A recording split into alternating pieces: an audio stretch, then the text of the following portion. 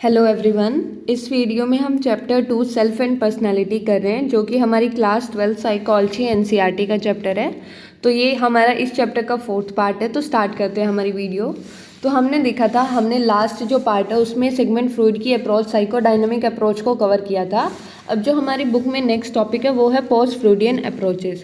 So a number of theorist develop their ideas after Freud and are known as neo analytic और post Freudian theorist. कि हमने देखा जैसे Sigmund Freud ने अपनी थ्योरी दे दी, बट उसके बाद में अलग अलग साइकोलॉजिस्ट आए जिन्होंने पर्सनालिटी के बारे में नए नए आइडियाज़ दिए। तो उन इंडिविजुअल्स को हम क्या बोलते हैं? न्यू एनालिटिक और पोस्ट फ्रॉयडियन थ्योरिस्ट। ठीक है, पोस्ट यानी कि जो जिन्होंने फ्रॉयड के बाद में दिया, नियो एनालिटिक यानी कि जिन्होंने नए नए आइडियाज़ प्रेजेंट किए, इसलिए उनको नियो एनालिटिक थ्योरिस्ट बोल देते हैं। So these theories assign less importance to sexual and aggressive tendencies of id and expand the role of ego। तो इन्होंने क्या किया, जैसे कंपेयर करते हैं कि जो हमारे सिगमंड फ्रॉयड थे उन्होंने क्या किया था, उन्होंने सेक्सुअल और एग्रेसिव टेंडेंसीज के ऊपर बहुत ज़्यादा एम्फेसिस दिया था।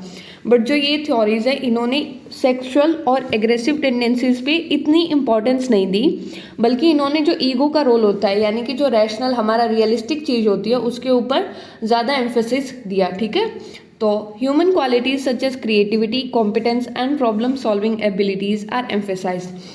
तो इन्होंने जैसे हमारे पास क्वालिटीज़ होती है, क्रिएटिविटी यानी कि कुछ नए आइडियाज़ प्रोड्यूस करना, कॉम्पिटेंस यानी हमारी एबिलिटीज़, हमारी कैपेसिटीज़, प्रॉब्लम सॉल्विंग यानी कोई प्रॉब्लम को सॉल्व करना। तो उन जो क्वालिटीज़ हैं उनके ऊपर बहुत ज़्यादा रोल दिया, बहुत ज़्यादा एम्फेसिस दिया है। ठीक है, तो पोस्ट फ्रॉयडियन अप्रोचेस क्या है कि जो इंडिविजुअल्स थे जो फ्रॉयड के बाद में आए उनको हम नियो एनालिटिक या पोस्ट फ्रॉयडियन थ्योरिस्ट बोल देते हैं।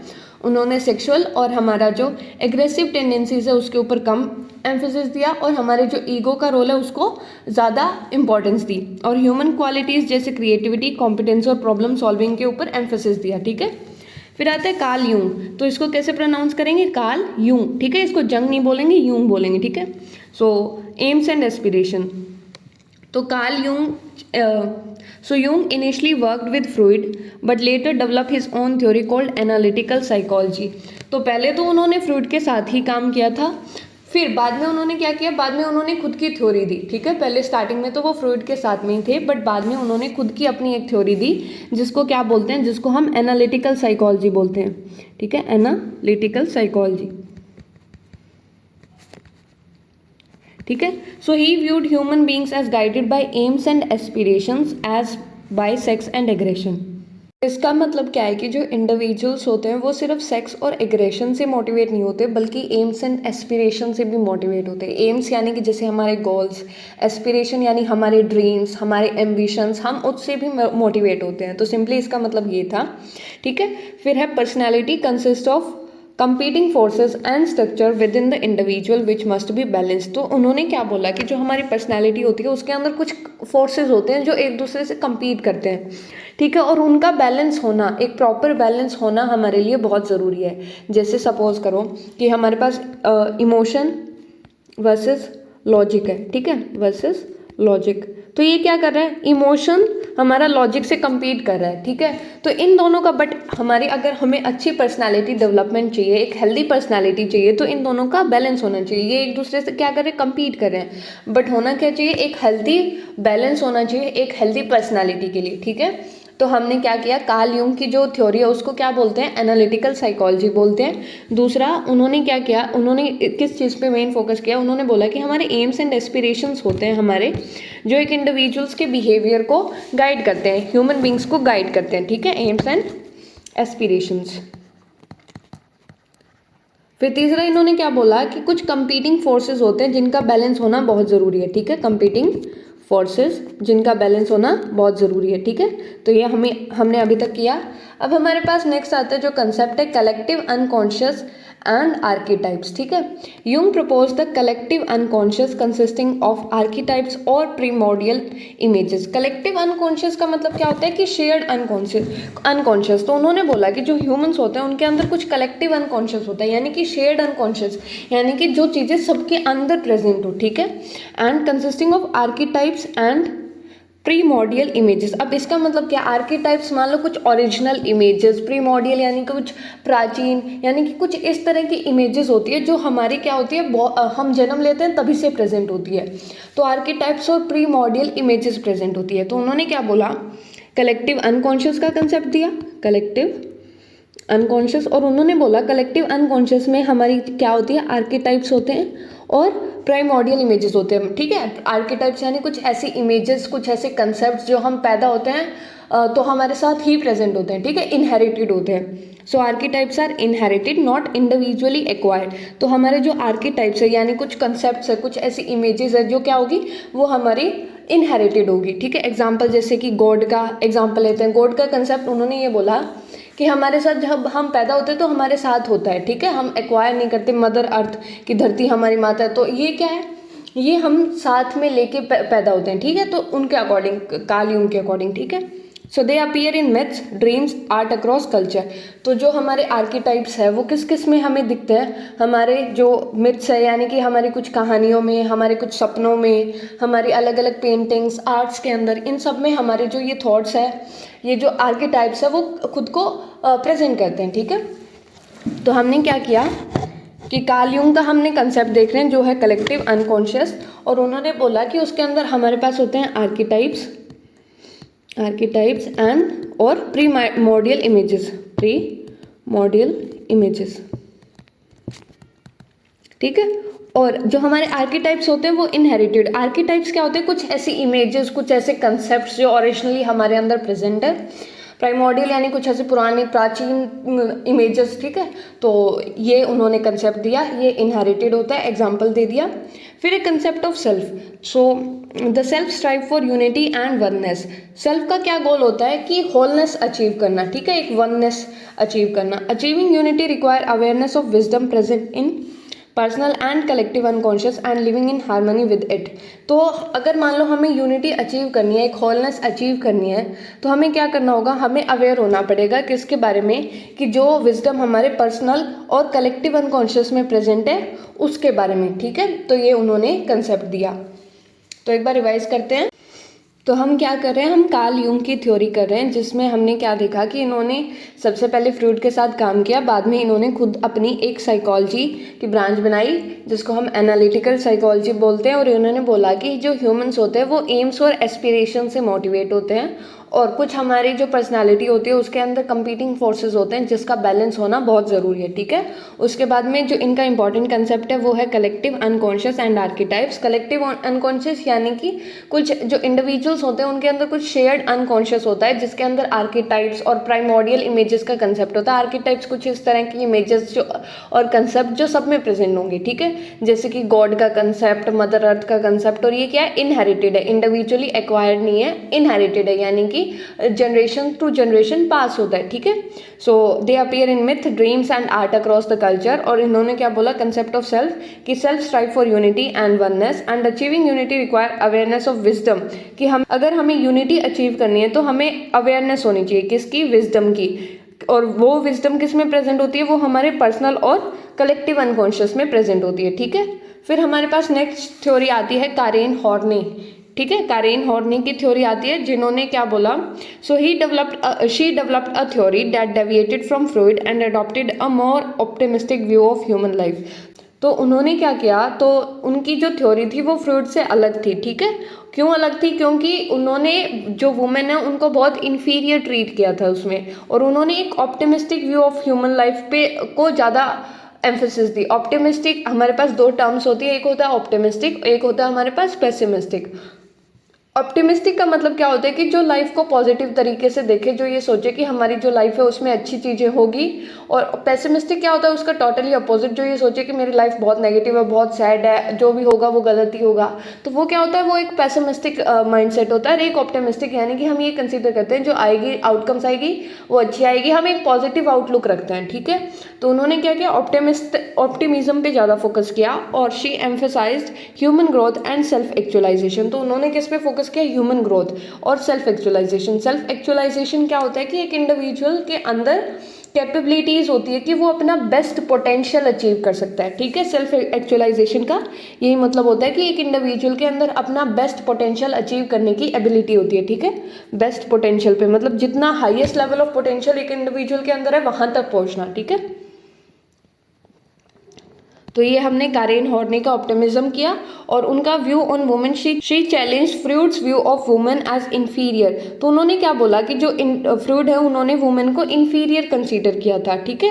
According to her neither sex is superior और इंफीरियर। उनके अकॉर्डिंग कोई भी सेक्स चाहे मेल हो चाहे फीमेल हो, दोनों में से कोई सुपीरियर और इंफीरियर नहीं होता। जो साइकोलॉजिकल डिफरेंसेस आते हैं are influenced more by social and cultural factor than biological factor. उन्होंने बोला कि जैसे मान लो एक मेल और फीमेल है, उसके कारण इंडिविजुअल के अंदर इतने साइकोलॉजिकल डिफरेंसेस नहीं आते, बल्कि जो हमारी सोसाइटी है, जो हमारा कल्चर है, उनके अंदर जो फैक्टर्स है वो हमें इन्फ्लुएंस करते हैं। जैसे अभी हमने एग्जांपल देखा था एक रिसेंटली, जिसमें क्या हो रहा था कि राजस्थान के कुछ जो गांव है उनके अंदर एक डिसीजन लिया गया कि फीमेल्स जो है मेनली उनका जो टर्म थी बहू बेटियों को फोन अलाउ नहीं करेंगे, ठीक है। तो वो क्या है, वो उनके कल्चर ऐसा, उनकी सोसाइटी ने ऐसा एक डिसीजन लिया, ठीक है। तो उनके कारण हम देखेंगे कि आगे आने वाली जो चीज़ें होगी उनके अंदर हमारे जो जनरेशन होगी, जैसे मेल और फीमेल होगा, उनके अंदर बहुत डिफरेंसेस आएंगे, है ना। वो क्यों है, वो ये नहीं है कि बायोलॉजिकली वो डिफरेंस लेके इतना डिफरेंस लेके पैदा हुए, ऐसा नहीं है। जो हमारी सोसाइटी के अंदर कुछ फैक्टर्स है वो क्या कर रहे हैं, वो इन्फ्लुएंस कर रहे हैं। अब आप आगे जाके देखेंगे जिन इंडिविजुअल्स के अंदर उनको फेस करना पड़ेगा तो उनके अंदर कितने पर्सनैलिटी के अंदर डिफरेंसेस आएंगे।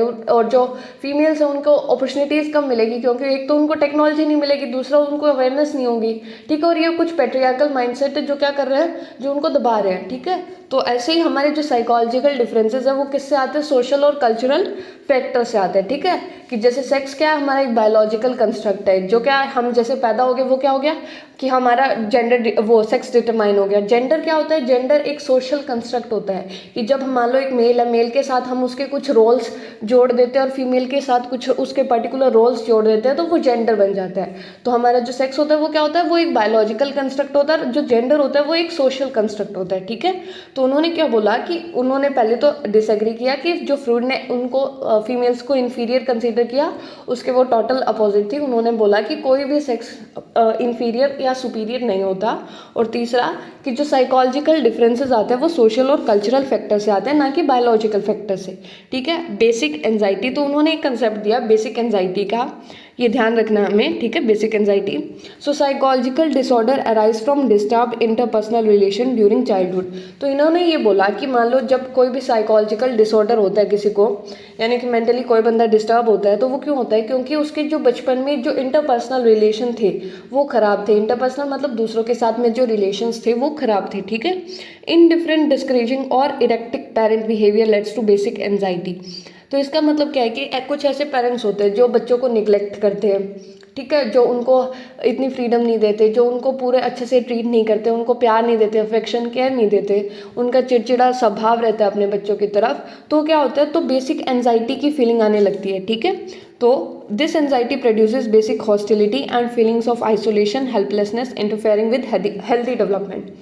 तो ये जो एंजाइटी होती है वो हॉस्टिलिटी यानी गुस्सा, दूसरों के प्रति गलत भावना, इन तरह की चीज़ों को प्रोड्यूस करता है। और इससे क्या होता है, फीलिंग ऑफ आइसोलेशन भी आती है, हेल्पलेसनेस, आइसोलेशन यानी अकेलापन, हेल्पलेसनेस फील होती है, और एक जो हेल्दी पर्सनालिटी डेवलपमेंट होनी चाहिए उसके अंदर इंटरफेयर करती है, ठीक है। तो एक बार हम रिवाइज करते हैं। कारेन हॉर्नी ने क्या किया, उन्होंने एक ऑप्टिमिस्टिक व्यू पे ज़्यादा फोकस किया, ठीक है, और उन्होंने ह्यूमन ग्रोथ और सेल्फ एक्चुअलाइजेशन को ज़्यादा इंपॉर्टेंस दी।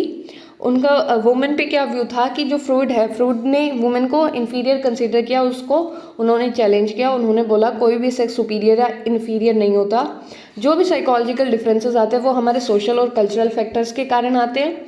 बेसिक एंजाइटी का कंसेप्ट दिया कि अगर मान लो कोई भी साइकोलॉजिकल डिसऑर्डर होता है तो वो हमारे डिस्टर्ब इंटरपर्सनल रिलेशन के कारण होता है। और इनडिफरेंट, डिस्करेजिंग और इरेक्टिक पेरेंटल बिहेवियर, यानी कि एक अच्छा बिहेवियर अगर पेरेंट्स नहीं करते तो उसके कारण एक बेसिक एंजाइटी की फीलिंग प्रोड्यूस होती है, जिसके कारण इंडिविजुअल के अंदर बेसिक हॉस्टिलिटी, आइसोलेशन और हेल्पलेसनेस की फीलिंग डेवलप होगी, जिससे एक हेल्दी पर्सनालिटी डेवलपमेंट नहीं होगा। तो हमने अभी क्या किया, हमने 2 टॉपिक कर ली। एक कार्ल यूंग का एम्स एंड एस्पिरेशन, जिसमें क्या देखा हमने, analytical psychology, AIIMS and aspiration पे फोकस किया।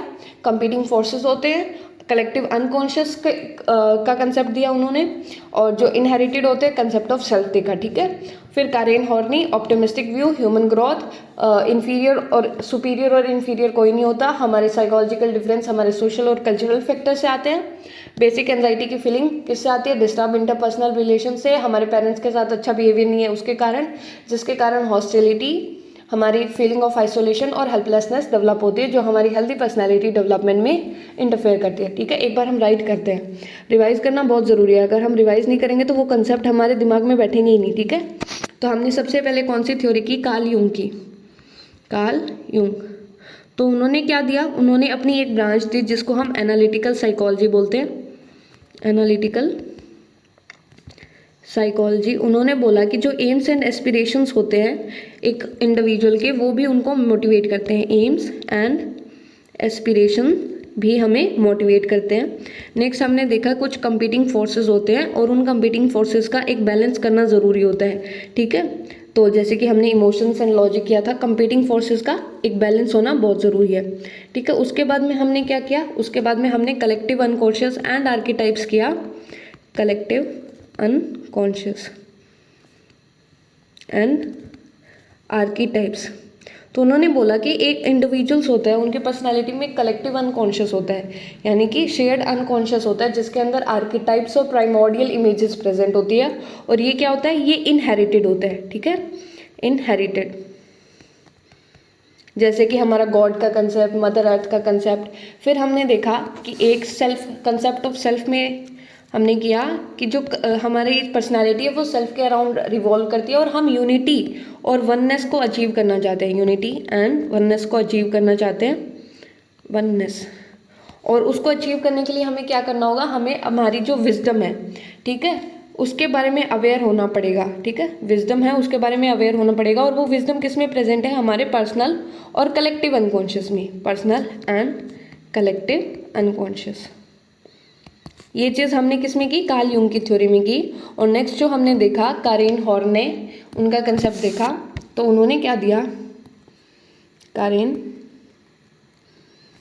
हॉर्न ने, तो उन्होंने एक ऑप्टिमिस्टिक व्यू को अडॉप्ट किया। उन्होंने देखा कि लाइफ अच्छी है, ठीक है, मतलब उन्होंने तो उन्होंने ये देखा कि जो हमारी लाइफ है उसके अंदर अच्छी आउटकम्स होगी, तो उनका जो पर्सपेक्टिव था वो ऑप्टिमिस्टिक था, ऑप्टिमिस्टिक यही था। और उन्होंने क्या बोला कि जो हमारी एक इंडिविजुअल्स के अंदर जो पोटेंशियल्स होती है, सेल्फ एक्चुअलाइजेशन होती है, हम उसको अचीव कर सकते हैं।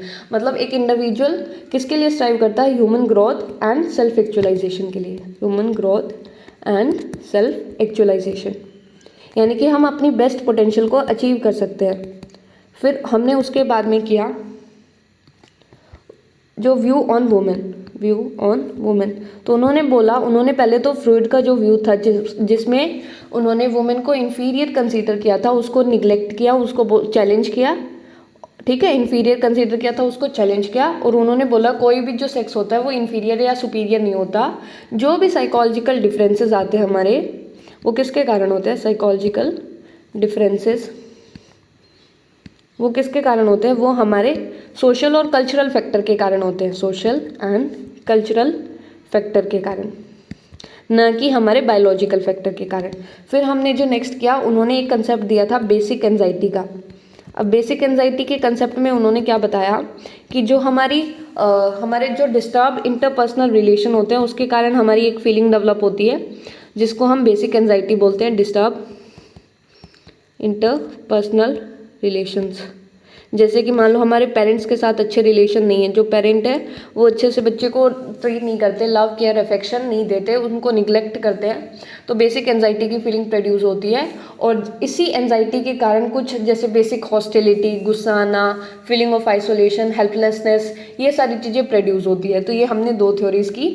अब हमारे पास जो नेक्स्ट थ्योरी है वो है एल्फ्रेड एडलर की, lifestyle and social interest. So Adler's theory is called individual psychology. तो इनकी जो थ्योरी है उनको हम क्या बोलते हैं?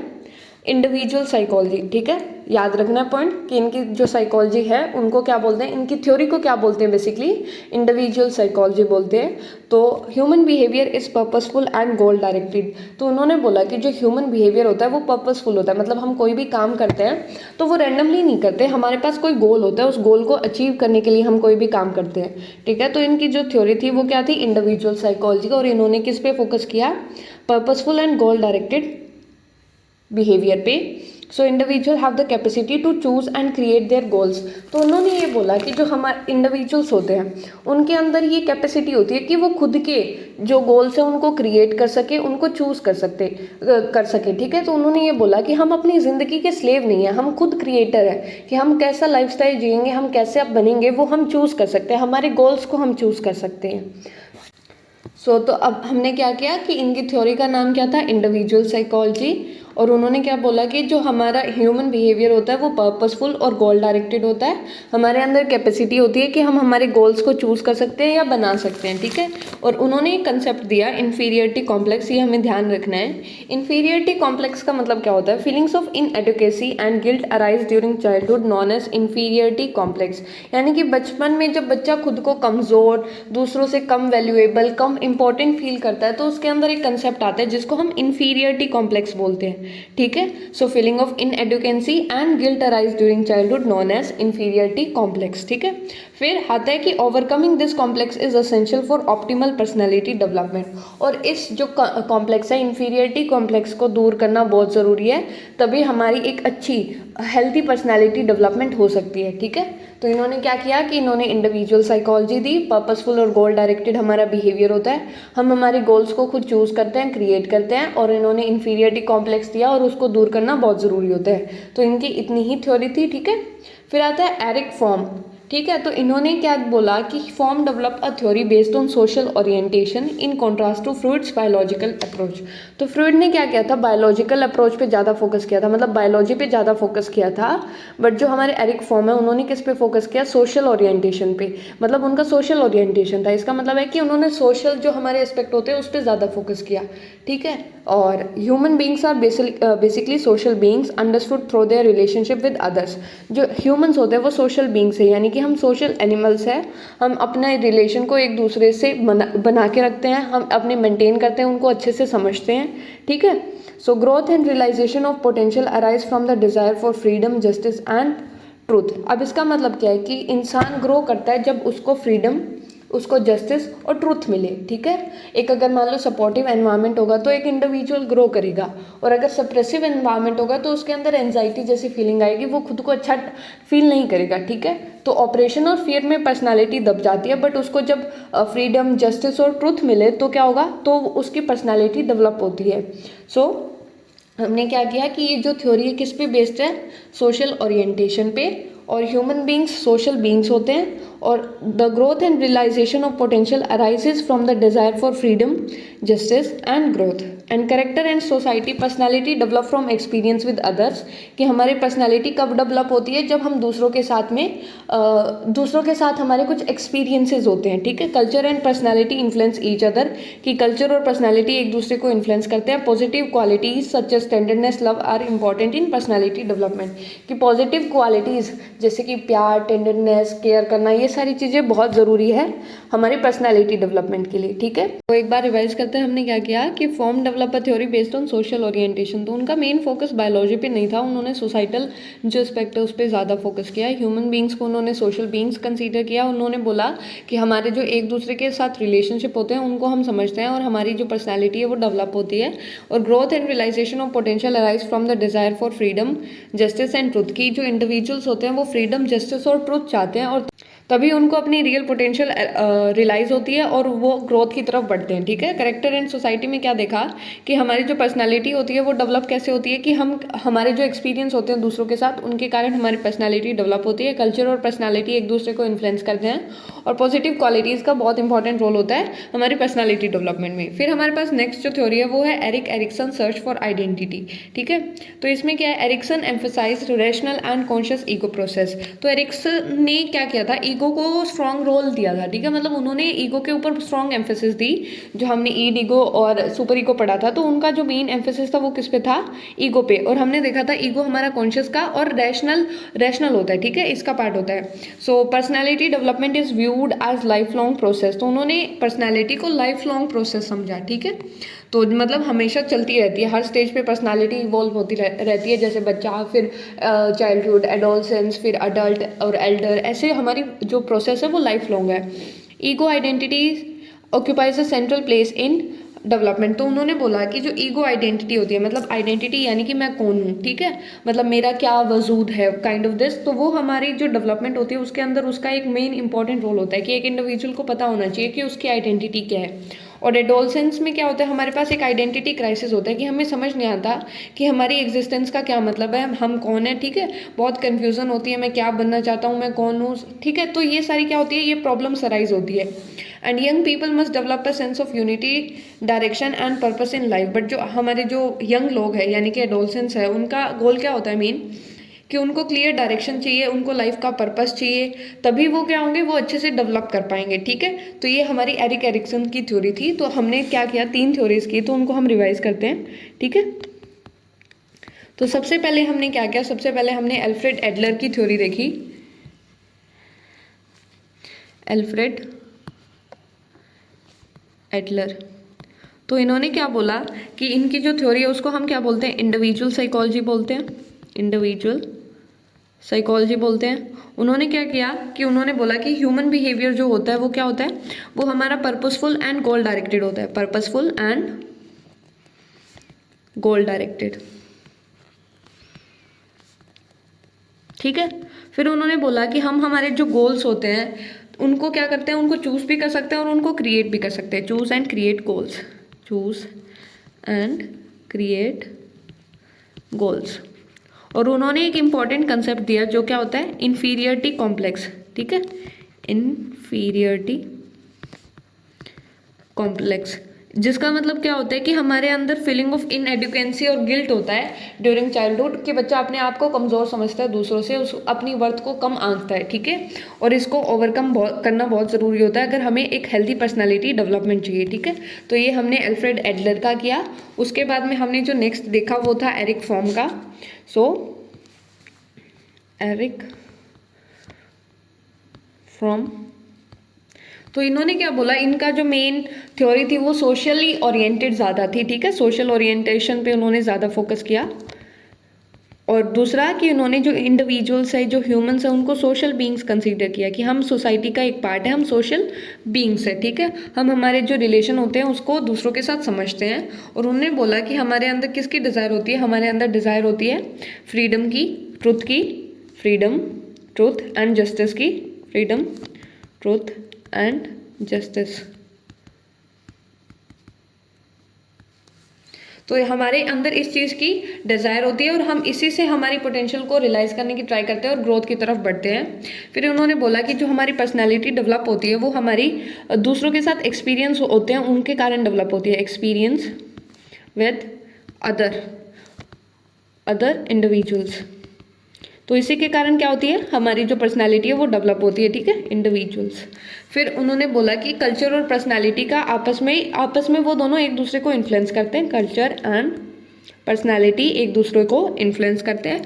फिर हमने देखा कि जो पॉजिटिव क्वालिटीज़ होती हैं उनका हमारी पर्सनालिटी में बहुत इंपॉर्टेंट रोल होता है, ठीक है, पॉजिटिव क्वालिटीज़। फिर हमने जो नेक्स्ट किया, नेक्स्ट था हमारे पास एरिक एरिक्सन की थ्योरी, ठीक है, एरिक एरिक्सन। तो इन्होंने क्या बोला कि हमारा इनका जो मेन एम्फेसिस था वो था rational and conscious ego process पे, rational and conscious ego process पे मेन रोल था इनका, एम्फेसिस था ईगो प्रोसेस। उन्होंने क्या बोला कि जो हमारी पर्सनालिटी डेवलपमेंट है वो एक लाइफ लॉन्ग प्रोसेस है, ठीक है, लाइफ लॉन्ग प्रोसेस, मतलब ये चलती ही जाती है। और इन्होंने बोला कि जो ईगो आइडेंटिटी होता है उसका एक सेंट्रल रोल और या फिर एक सेंट्रल प्लेस होता है हमारी पर्सनालिटी में। और उन्होंने एक कंसेप्ट दिया आइडेंटिटी क्राइसिस का, ठीक है। डॉल्सन्स में ये चीज़ें होती है आइडेंटिटी क्राइसिस। वो ढूंढते हैं कि हमारा जो मेन रोल है, हमारा पर्पस क्या है, हम लाइफ में क्यों आए हैं, मैं कौन हूँ, अपनी आइडेंटिटी ढूंढने की ट्राई करते हैं। तो इसलिए उनके अंदर एक सेंस ऑफ पर्पस, एक सेंस ऑफ डायरेक्शन, एक सेंस ऑफ यूनिटी होना बहुत ज़रूरी है। तो ये 3 थ्योरी हमने की, ठीक है। अब करते हैं criticism of psychodynamic theories. So हमारी फर्स्ट क्रिटिसिज्म है the theories are largely based on case studies and lack scientific rigour. यानी कि जो हमारी थ्योरीज थी वो ज़्यादातर केस स्टडीज़ के ऊपर बेस्ड थी, मतलब जो डाटा कलेक्ट किया गया जिसके थ्रू फिर हमारी फर्दर थ्योरी बनाई गई, तो वो केस स्टडी के थ्रू था। और दूसरा कि इसके अंदर साइंटिफिक मेथड्स का यूज़ नहीं किया गया। They rely on small and atypical samples, यानी कि उन्होंने ऐसे सैम्पल्स लिए, या तो वो बहुत छोटे थे, मतलब बहुत कम इंडिविजुअल्स का सैंपल लेके उन्होंने क्या कर दी, थ्योरी डेवलप कर दी। मेनली उन्होंने अपने पेशेंट्स को देख के ही थ्योरी डेवलप की थी। और दूसरा कि अटिपिकल, यानी कि सभी को रिप्रेजेंट नहीं किया, ठीक है। और concepts are not clearly defined and are difficult to test scientifically, कि जैसे कुछ कंसेप्ट्स हैं उन्होंने अच्छे से नहीं समझाए और उनको क्या है, उनको मेजर करना भी बहुत मुश्किल है। जैसे कि मान लो हम अनकॉन्शियस को कैसे मेजर करेंगे, ठीक है। तो ये चीज़ थी। Freud use male as the prototype and ignored female experience. तो जो फ्रॉइड थे उन्होंने जो स्टैंडर्ड है एक, ठीक है, वो किसको माना, मेल्स को माना कि ठीक है, उन्होंने कंसीडर किया कि अगर मैं मेल को मेजर कर लूँगा या मेल्स की जो प्रॉब्लम्स है उसको समझूंगा तो मतलब वो सब पे लागू होगा, ठीक है। तो उन्होंने सिर्फ मेल के ऊपर फोकस किया और जो फीमेल्स का एक्सपीरियंस था उसको इग्नोर किया। तो ये हमारी क्या थी, ये क्रिटिसिज्म ऑफ साइकोडायनेमिक थ्योरीज। अब हमारे पास नेक्स्ट आती है बिहेवियरल अप्रोच, ठीक है। सो इसकी हम अजम्पशन करते हैं। So the behavioural approach does not give importance to internal dynamics of behaviour. तो बिहेवियर जो अप्रोच है वो अंदर के जैसे हमारे थॉट्स, फीलिंग्स, अनकॉन्शियस है, इसके ऊपर ज़्यादा ध्यान नहीं देती, ठीक है, इसको इतनी इंपॉर्टेंस नहीं देती। दूसरा, behaviourist focus only on data data definable, observable and measurable. तो सिर्फ ये उन्हीं चीज़ को देखती है, उन्हीं चीज़ पे फोकस करती है, ऐसे डाटा के ऊपर फोकस करती है जिनको हम डिफाइन कर सकते हैं, जो हमें दिखता है, जिसको हम मेजर कर सकते हैं, ठीक है। तो ये लाइन बहुत इंपॉर्टेंट है, ये हमें ध्यान रखनी है कि behaviourist focus only on the data data definable, observable and measurable. So personality is understood as the response of individual to the environment. तो इसमें हम क्या देखते हैं कि पर्सनैलिटी को ये कैसे समझते हैं कि एक इंडिविजुअल अपने एनवायरमेंट में कैसा रिस्पॉन्ड करता है, उसी को हम क्या करते हैं, उसी के ऊपर हम हमारा मेनली फोकस होता है, ठीक है। सो जैसे मान लो कि पर्सनालिटी कि हम जैसे कैसे रिएक्ट करते हैं कि जब हम घर में हैं, स्कूल में हैं, सोसाइटी में हैं, तो हम किस तरह से रिएक्ट करते हैं हमारे एनवायरनमेंट में, तो वही हमारी पर्सनालिटी होती है। So development is viewed as a change in response characteristics. कि डेवलपमेंट कब होता है कि मान लो जैसे एग्जाम्पल लेते हैं कि एक इंडिविजुअल था जिसको हम ए मान लेते हैं, ठीक है। तो वो पहले क्या था, वो शाय था। अब बाद में वो क्या हो गया, कुछ टाइम के बाद में वो कॉन्फिडेंट हो गया, ठीक है। तो अब इसमें क्या हुआ कि जो एक इंडिविजुअल के रिस्पॉन्स कैरेक्टरिस्टिक्स में चेंज हुआ, पहले शाय से वो क्या हो गया, हमारा कॉन्फिडेंट। तो हमारे रिस्पॉन्स कैरेक्टरिस्टिक में चेंज हुआ और यही हम क्या देखते हैं, ये हमारी डेवलपमेंट हुई, ठीक है। इसी चीज़ को डेवलपमेंट माना जाता है कि अगर मान लो रिस्पॉन्स कैरेक्टरिस्टिक्स में चेंज होता है तो उसको हम डेवलपमेंट कंसीडर करते हैं। तो हमने क्या किया, हमारी बेसिक असम्पशंस में सबसे पहले हमने इंटरनल डायनामिक्स ऑफ बिहेवियर के ऊपर इंपॉर्टेंस नहीं दी। हम वही डाटा देखते हैं जिसको हम डिफाइन कर सकते हैं, ऑब्जर्व कर सकते हैं या मेजर कर सकते हैं। और पर्सनैलिटी को कैसे समझा जाता है कि एक इंडिविजुअल कैसे रिस्पॉन्ड करता है अपने एनवायरनमेंट में, सिंपल, ठीक है। Development is viewed as change in response characteristics. की डेवलपमेंट क्या माना जाता है कि अगर एक इंडिविजुअल के रिस्पॉन्स में चेंज आ रहा है तो वो क्या है, वो हमारी डेवलपमेंट होगी, ठीक है। ये हमारे बेसिक असम्पशन है। फिर हमारे पास आता है व्यू ऑफ पर्सनैलिटी, ठीक है।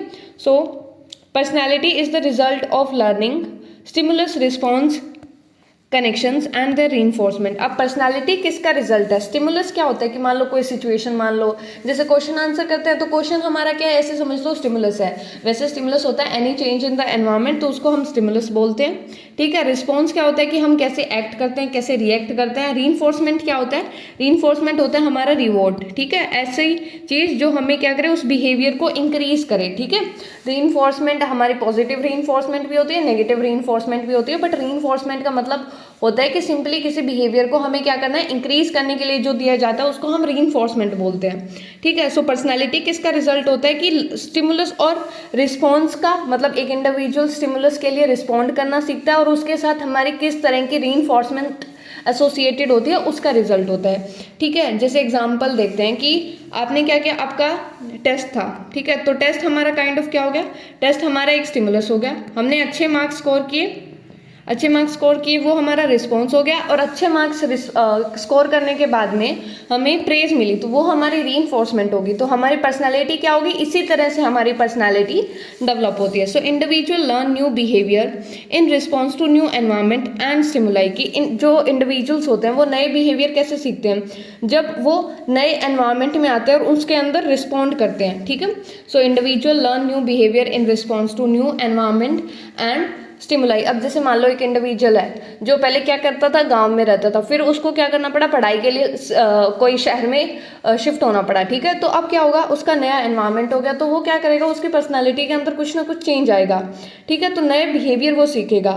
तो ये क्या होता है, इंडिविजुअल इस तरह से अलग अलग चीज़ें सीखते हैं, वो अलग तरह से रिस्पॉन्ड करना सीखते हैं जब वो नए एनवायरनमेंट में जाते हैं, नए तरह की उनको स्टिमुलाई मिलती है, ठीक है। So the structural unit of personality is response. ये चीज़ हमें ध्यान रखनी है कि हमारी पर्सनालिटी का स्ट्रक्चरल यूनिट हमारे बिहेवियरल अप्रोच के अकॉर्डिंग क्या है, रिस्पॉन्स, ठीक है। तो ये चीज़ हमें अच्छे से ध्यान रखनी है। बिहेवियरिस्ट के लिए थॉट्स इंपॉर्टेंट नहीं होते इतने, रिस्पॉन्सेज इंपॉर्टेंट होते हैं, ठीक है। तो हमने क्या किया, व्यू ऑन पर्सनैलिटी किया कि पर्सनैलिटी किसका रिजल्ट है कि एक इंडिविजुअल स्टिमुलस और स्टिमुलस के लिए रिस्पॉन्ड करता है, यानी कि स्टिमुलस रिस्पॉन्स कनेक्शन बनते हैं और साथ में उसके साथ किस तरह की रीइंफोर्समेंट दी जाती है, ठीक है। इंडिविजुअल नए नए बिहेवियर सीखते हैं जब वो नए एनवायरनमेंट में जाते हैं, जब उनको नए स्टिमुलस मिलता है, और हमारी पर्सनैलिटी का स्ट्रक्चरल यूनिट क्या है, रिस्पॉन्स है, ठीक है। सो रोल ऑफ रीइंफोर्समेंट क्या होता है, behaviour is organise around reduction of biological और सोशल नीड। कि मान लो हम कोई भी काम करते हैं, कोई भी बिहेवियर करते हैं, वो क्यों करते हैं, हमारी बायोलॉजिकल नीड्स होती है, जैसे कि समझो हमारे भूख लगना, प्यास लगना, ये क्या है, हमारी बायोलॉजिकल नीड्स है, ठीक है। और जैसे सोशल नीड्स, मान लो कि हम अच्छे रिलेशंस बना के रखना चाहते हैं, हम चाहते हैं हमें अप्रिसिएशन मिले, तो ये क्या होती है, ये हमारी सोशल नीड्स होती है। तो हम इसी चीज़ों के लिए, इनको हमारी नीड्स को रिड्यूस करने के लिए, यानी कि हमारी नीड्स पूरी हो, उसको पूरा करने के लिए हम कोई ना कोई बिहेवियर करते हैं। So responses that satisfy needs are reinforced and therefore repeated. अब जो ऐसे रिस्पॉन्सेज होते हैं जो हमारी बायोलॉजिकल और सोशल नीड्स को क्या करे, पूरा करे, वो क्या होता है, उनको वो रीइंफोर्स हो जाते हैं। मतलब कि अब मान लो कोई चीज़ हमारी नीड्स को पूरा कर रही है, तो हम वही चीज़ बार बार करेंगे, रिपीट करेंगे, तो यही चीज़ इसमें बोली हुई है, ठीक है। तो responses that satisfy needs are reinforced and therefore repeated. जो बिहेवियर रिवॉर्ड देगा हमें, हम उसी को रिपीट करेंगे, ठीक है। सो जैसे होमवर्क करने पर हमें प्रेज मिलती है, तो फिर बच्चा क्या करेगा, बच्चा रोज होमवर्क करके जाएगा, मतलब कि उसको अच्छा मिल रहा है, उसकी एक काइंड ऑफ सोशल नीड पूरी हो रही है कि उसको पूरी क्लास में अप्रिसिएशन मिल रहा है, तो वो क्या करेगा, वो उस काम को बार बार रिपीट करेगा क्योंकि उससे उसकी नीड पूरी हो रही है, ठीक है। तो ये हमारा रोल ऑफ रीइंफोर्समेंट है। एग्जांपल, जैसे कि children initially eat vegetable to gain parental appreciation, later they eat because they acquire taste and liking and the behaviour develop through reinforce responses. कि बच्चा स्टार्टिंग में तो उसको इतना टेस्ट के बारे में नहीं पता होता, तो वो किस लिए करता है कि पेरेंट्स उसको अप्रिशिएट करते हैं कि हाँ बच्चे ने अगर ये सब्जी खाई तो वो उसको अप्रिशिएट करेंगे, बट बाद में क्या होता है, धीरे धीरे वो उसके लिए टेस्ट और उसकी लाइकिंग डेवलप होने स्टार्ट होती है, तो वो उसको कंटिन्यू करता है। तो ऐसे ही हमारे जो बिहेवियर रिइंफोर्स होते हैं हम वही करते हैं, ठीक है। फिर आता है learning theories used. Behavioural personality theories are based on, कि जो हमारे इसके अंदर कौन कौन सी थ्योरीज का यूज़ होता है, ये तो हमने जैसे पिछले हमारा 11th क्लास की बुक के अंदर भी थी, classical conditioning, instrumental conditioning and observational learning, ठीक है। तो ये हमारा इसका पार्ट आएगा, ये ऑब्जर्वेशनल लर्निंग यहाँ आएगी, ठीक है। ऑब्जर्वेशनल लर्निंग के बारे में बता रखा है हमें, ऑब्जर्वेशनल लर्निंग। तो ऑब्जर्वेशनल लर्निंग में क्या होता है कि it emphasises thought process, social learning and self regulation. ये हमने पिछली क्लास में भी पढ़ रखी है। And learning occurs through observation and imitation, कि दूसरों को ऑब्जर्व करके, दूसरों को कॉपी करके हम क्या करते हैं, हमारी लर्निंग होती है, ठीक है। These aspect are largely absent in classical and instrumental conditioning, कि ये जो एस्पेक्ट्स होते हैं, मतलब ऑब्जर्वेशन का इतना और इमिटेशन का इतना रोल नहीं होता, ना उतना हमारा थॉट प्रोसेस का होता है, ठीक है। तो उसमें मेनली हमारा, जैसे क्लासिकल कंडीशनिंग में क्या होता है, एसोसिएशन होता है, जिसमें हमने वो डॉग वाला एग्जाम्पल किया था, जिसमें डॉग को हमने एक इंस्ट्रूमेंट डाल दी थी उसके मुंह में सलाइवा मेजर करने के लिए और उसको बार बार बेल बजा के उसको फूड प्रेजेंट किया था। तो वो क्या हो गया था, जब हमने लास्ट में उसको सिंपली बेल बजाई तो भी उसने सलाइवेट किया। तो वो क्या था, वो हमारा एसोसिएशन का पार्ट था कि उसने बेल को एसोसिएट कर लिया कि खाना आएगा। इंस्ट्रूमेंटल कंडीशनिंग में क्या होता है कि रीइंफोर्समेंट मिलती है, ठीक है, इसमें जैसे वो लीवर वाला था, ठीक है। और ऑब्जर्वेशनल लर्निंग बंडूरा ने दी थी जिसमें वो एग्रेसिव और बोबो डोल वाला हमारा एक्सपेरिमेंट था, ठीक है। तो ये हमारी है बिहेवियरल अप्रोच। तो एक बार फिर से इसको देखते हैं कि हमने क्या किया इसमें, कि बिहेवियरल अप्रोच में हमने बेसिक अजम्पशन की जिसमें हम इतनी इंपॉर्टेंस नहीं देते। इंटरनल डायनामिक्स ऑफ बिहेवियर, हमारा डाटा जो डिफाइनेबल, ऑब्जर्वेबल और मेजरेबल होता है उसके ऊपर फोकस होता है। पर्सनालिटी को हम कैसे समझते हैं कि एक इंडिविजुअल कैसे रिस्पॉन्ड करता है अपने एनवायरमेंट में, और डेवलपमेंट कैसे होती है, चेंज इन रिस्पॉन्स कैरेक्टरिस्टिक्स। फिर हमने पर्सनालिटी देखा कि learning, stimulus, response, connection and reinforcement, इसी का ही रिजल्ट हमारा पर्सनालिटी होता है। और इंडिविजुअल नए नए बिहेवियर सीखते हैं जब वो नए एनवायरनमेंट में जाते हैं, नई उनको स्टिमुलाई मिलती है। हमारा स्ट्रक्चरल यूनिट क्या है पर्सनालिटी का, वो है रिस्पॉन्स। रीइंफोर्समेंट का हमने रोल किया, जैसे कि हमारी जो मेन हमारा बिहेवियर होता है वो किसके अराउंड रिवॉल्व करता है कि हम हमारे बायोलॉजिकल और सोशल नीड्स को पूरा करें, और जो बिहेवियर हमें रिवॉर्ड देता है उससे हम क्या करते हैं, उसको हम रिपीट करते हैं। एग्जाम्पल कर लिया, अलग अलग थ्योरीज बताती, ठीक है। सो ऑब्जर्वेशनल लर्निंग का देखा हमने। तो ऑब्जर्वेशनल लर्निंग में क्या होता है कि इसके अंदर एक इंडिविजुअल ऑब्जर्वेशन और इमिटेशन से सीखता है, और इसमें जो इंडिविजुअल होता है उसके अंदर जैसे थॉट प्रोसेस, सोशल लर्निंग और सेल्फ रेगुलेशन जैसे मेन जो कंसेप्ट्स है वो आते हैं, ठीक है। और यही होता है इसमें। और हम एक बार सारा शॉर्ट नोट्स बना लेते हैं इसके रिवाइज। तो हम रिवाइज क्या कर रहे हैं, हमारा बिहेवियरल अप्रोच, ठीक है, बिहेवियरल अप्रोच। तो इसमें हमने सबसे पहले क्या किया था, सबसे पहले हमने इसकी बेसिक अजम्पशंस देखी थी। तो बेसिक अजम्पशन में हमने क्या किया, बेसिक अजम्पशंस,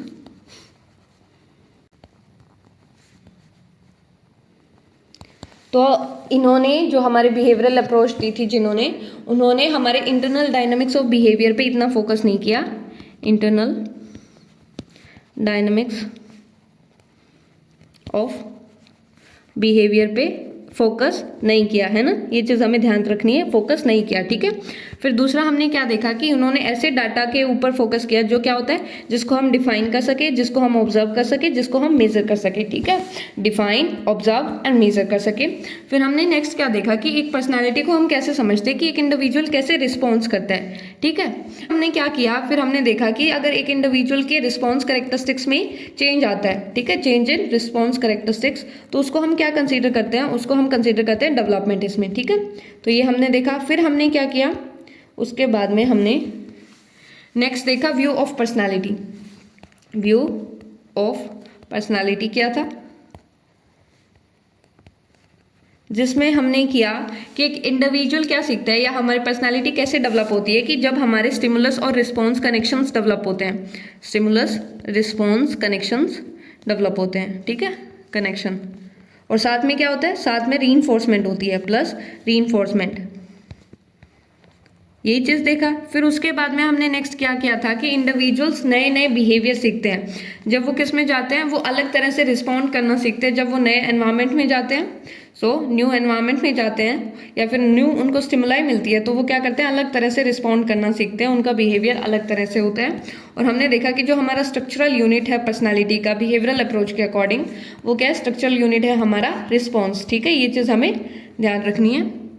उसके बाद में हमने क्या किया, उसके बाद में हमने रोल ऑफ रीइंफोर्समेंट देखा। सो रोल, एक सेकेंड, रोल ऑफ रीइंफोर्समेंट।